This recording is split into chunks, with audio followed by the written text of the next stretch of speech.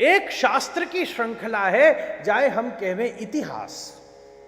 Let me be bit clear, Ramayana and Mahabharata are never considered to be as the scriptures, they were always considered to be as the history books.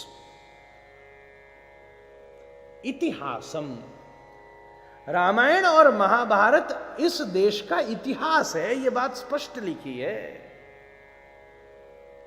वो literature है, साहित्य है, इसीलिए आप साहित्य को अपने अपने अनुभव से व्यक्त कर सकते हो। इसलिए रामायण सतकोटि अपारा, वाल्मीकि विषय लिखते, तुलसीदास जी उसमें अपना भाव जोड़ देते हैं, फिर आनंद रामायण अपने भाव में चलती है, फिर कृत्तिवास रामायण अपने भाव में चलती है, फिर भानुकवि की रामायण अपने भाव में चलती है।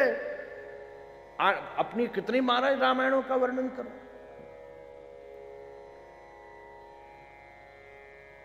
कितने कितने प्रसंग हैं महाराज जिनमें अंतर आ जाए। बड़ो प्रसिद्ध वर्णन है लक्ष्मण रेखा को। आप सो साची कहूं, वाल्मीकि रामायण में तो लक्ष्मण रेखा को वर्णन ही ना है महाराज। और बताओ, कहीं ना मामे सीता जी को कोई ऐसा विधिवत स्वयंवर भयो, ऐसा वर्णन भी वाल्मीकि जी में अलग है। और एक और निवेदन करूं, तुलसीदास जी ने परशुराम जी बुलाए हैं जनकपुर में, वाल्मीकि जी ने बुलाए पूरे ब्याह शादी के बाद में, जब बारात लौट रही है वास में। अब आपको क्या सही है बताओ, ये तो बड़ी गड़बड़ है गई। कल्प भेद से ये सब प्रसंगन को भेद आवे,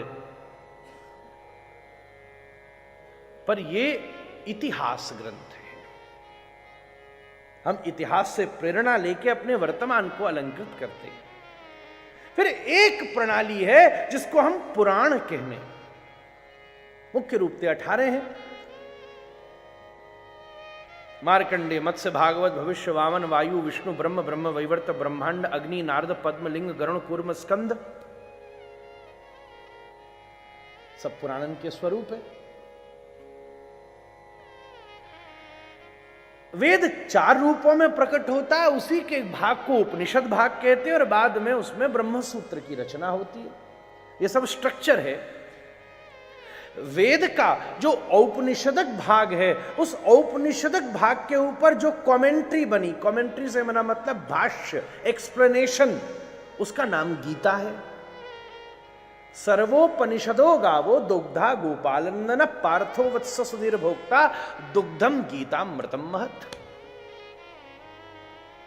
समझिए, तो एक चीज है जिसको हम संहिता कहते, वेद संहिता है। संहिता के अपने लक्षण हैं, इतिहास के अपने लक्षण हैं, पुराण के अपने लक्षण हैं। पुराण बहुत पुरानी कथाएं जिसमें अन्य ग्रहों का भी वर्णन है, जहां I would say inter planet stories, if I talk bit more practical. अन्य ग्रहों की भी परिचर्या, इतिहास इसी ग्रह की चर्चा है। रामायण यहीं पे घटित होती है, महाभारत यहीं घटित होती है, पुराण सार्वभौम रूप से घटित होते हैं, तो उनका स्वरूप है। फिर कर्मकांड पूर्व मीमांसा के मंत्र ग्रंथों की प्रणाली एक आती है, उत्तर मीमांसा, ब्रह्मसूत्र आदि ये सब उत्तर मीमांसा के स्वरूप है। तो इन सब के लिए अलग अलग अलग अलग व्यवस्था है अध्ययन, अध्यापन, पाठ, पूजन की। जैसे कोई कामना विषय हो तो कुछ अलग ग्रंथ पढ़े जाएंगे, केवल एजुकेशन रिलेटेड, फिलॉसफी रिलेटेड हो तो कुछ अलग विषय पढ़े जाएंगे, संगीता का पुण्य कमाना हो तो अलग विषय पढ़े जाएंगे, पुराणन को पाठ करना हो तो अलग विषय पढ़े जाएंगे, ग्रह आदियों से निवृत्त होना हो तो उसके लिए विविध प्रकार के मंत्रों की उपासना अथर्ववेद आदियों में जो उपयुक्त हैं या यजुर्वेद में है, उन सब की करी जाएंगी। पर मैं आपसे निवेदन करूं, श्रीमद् भागवत जी पुराण भी हैं, महापुराण भी हैं, 10 विध लक्षण हैं इसमें।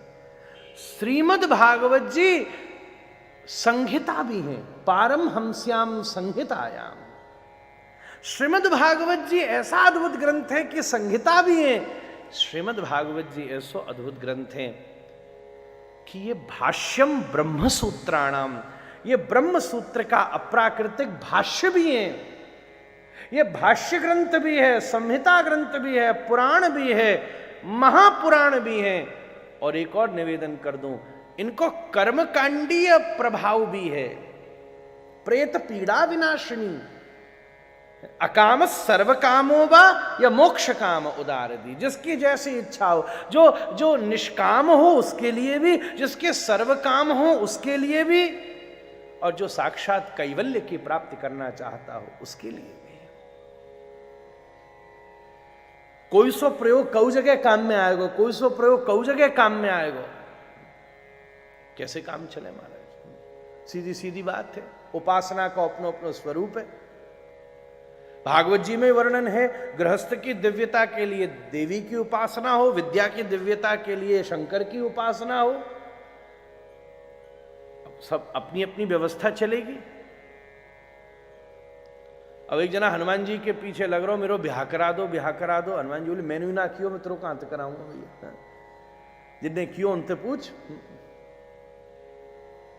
अब सबके अपने कार्य हैं। एक की मेला में घरवारी खो गई, अब वो सब जगह ढूंढे, मिले ना है, तो पास में देखो राम जी को मंदिर था, राम जी के पावन में गिर गो, राम जी मेरी घरवारी ढूंढ दो। घरवारी, राम जी बोले यह काम में मैं निपुण नहीं हूं, हनुमान जी के पास जा। मैं अपनी ना ढूंढ पाया, हनुमान जी ने मेरी ढूंढी, तेरी भी वही ढूंढेंगे। सबकी अपनी अपनी योग्यता है। इनकी कर्मकांडीय उपयोगिता भी है, परुम में मानसिक उपयोगिता भी है। जो उसका अनुष्ठानिक क्रम है भैया, विधि निषेध के द्वारा इस प्रकार आवाहनात्मक स्वरूप में देवता कलश आदि सबको व्यवस्थित करके सुसंकल्प के द्वारा यजमान इसका आनंद लिए। ये यज्ञ भी है। हम लिखते थे पहले, श्रीमद् भागवत सप्ताह ज्ञान यज्ञ। जो बड़े बड़े यज्ञ की चर्चा गीता में की गई है, तप यज्ञ, ज्ञान यज्ञ, स्वाध्याय यज्ञ, इसमें सब संपादित होते हैं। ये यज्ञ भी है,